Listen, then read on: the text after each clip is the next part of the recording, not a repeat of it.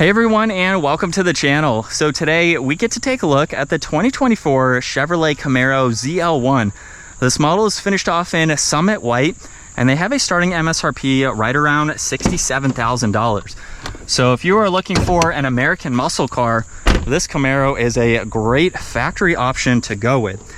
We'll start off with what this is powered by, which is the 6.2 liter supercharged V8. This model is paired to the 10-speed manual. It pumps out 650 horsepower, 650 pound-feet of torque.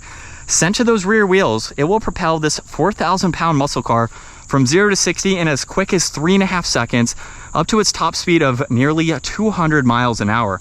Now, as we work our way to the exterior styling, this particular ZL1 has a lot of cosmetic changes that are not factory. But we'll start up front with the hollow Chevy bow tie to give you some added cooling, along with the large cutouts on both sides. They flow nicely into the headlight housings, which are LED, of course. There's also vertical LED DRLs in the lower section, and then a lot more cutouts. So this is a very functional front end. Airflow can also go through the bumper and come out of the functional heat extraction vent, go over the hood all the way to the roof there, where there's also more of that matte black vinyl around the hood. There's gloss black for that lower front splitter as well. Now, this model has a set of 20-inch wheels. I'm positive that these are the factory wheels, just with a white pinstripe painted on the backside, which I think is a nice touch. This also has Brembo brakes with 6 pistons up front, 4 pistons in the rear. There's some vinyl for the side mirrors, gloss black for the lower side skirt there, and then matte black for the roof there. Has a really nice design, large fender arches in the rear, and then in back with the pedestal spoiler, there's more vinyl on the top. Third brake light, 3D dimensional designs for those taillights there. There's a backup camera, all the sensors, quad tip dual exhaust, and gloss black for that diffuser. Now with the automatic, you do have remote start. So let's take a listen. And then hold on that same button, you can shut it off. You can use the button on the key fob or the hidden button up underneath to gain access to the trunk space. Now for a sports car, not all that bad. You can fold the back seats down, so that does give you a little bit more space. Has a small opening there, but you can still put in groceries, items. Any larger items are going to be a little bit tricky, just depending on their dimensions. Now, as we take a look at the interior, a lot of alcantara. There's plastic, which is a little interesting to see, but there's all the alcantara. There's carbon fiber, trunk release, Bose audio, interior lighting, all of the memory seating adjustments as well. And then take a look at these Recaro seats with all of the red stitching.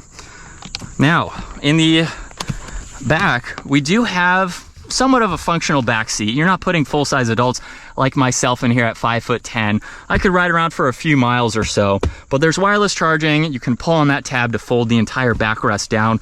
So it is mainly for additional storage, or if you have kids and you still want a practical vehicle, smaller kids will be able to fit in the back.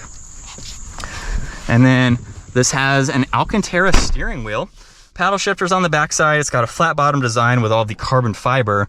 There's the heated steering wheel, cruise control settings, favorites, and volume, and then you have some adjustments for the LCD screen. So let's start this back up, where there's the tach on the left side. Right side is miles per hour. There's also fixed info running across the top there. And then you can go through quite a lot of information here, just depending on what you would like to view. So you have some daily driver information. There's also some performance that you can monitor, including your electronic limited slip. So you can monitor that as well. You have audio, navigation, and phone. And then under options, you can get into launch control as well as a few other settings depending on what you need to see. There's also one air vent and your head-up display adjustments. So it's currently showing miles per hour, the G-force meter, and your RPM. You can minimize it to just miles per hour, or you can pull up your audio, compass, and we're back to the RPM there. So depending on the driving that you're doing. Now with the infotainment system, you have quite a lot to go through. You have your climate adjustments, ambient lighting, Apple CarPlay and Android Auto. There's also the split screen as well. And then you have shortcuts in this lower section here, so you can quickly get through all of that. You have some physical buttons. There's volume in the middle along with tuning. And then the ZL1 has heated and cooled seats. And for the temperature, just rotate the fan surround. so that's very easy to do. You have fan speed, where you like the air to go, the rest of those adjustments. There's also alcantara for your shifter. So we have the reverse camera there, and then you have the ability to shift down below as well. There's traction control in a few different driving modes.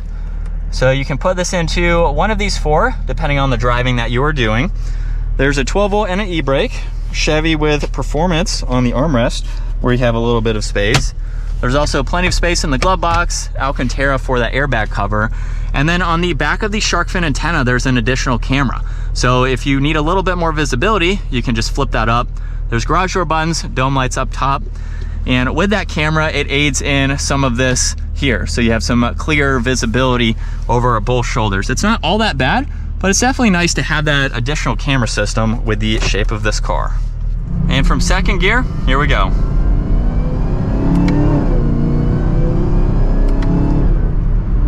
Definitely sounds really good. I love that V8 rumble and that supercharger whine. But this is what it's like to be behind the wheel for the ZL1. Looks nearly identical to some of the lower trim levels, aside from the materials, of course, but everything else has a same layout. So you can get some of the lower trim levels just depending on what you're looking for. I think this is a great performance muscle car to get, but I do think some of the lower trim levels have a good amount of power, at least for daily driving. So yes, this can be a daily driver, but this is more of a track vehicle. So if you're buying the ZL1, hopefully you're doing a lot more tracking than just daily driving if you choose to get this. But it's a great place to be. And it's super comfortable too. Now, as far as the turning radius goes, as a daily driver, it's a small vehicle, so it has a small footprint to it. So you have a tight steering, which is nice. And then as we get back up to speed here,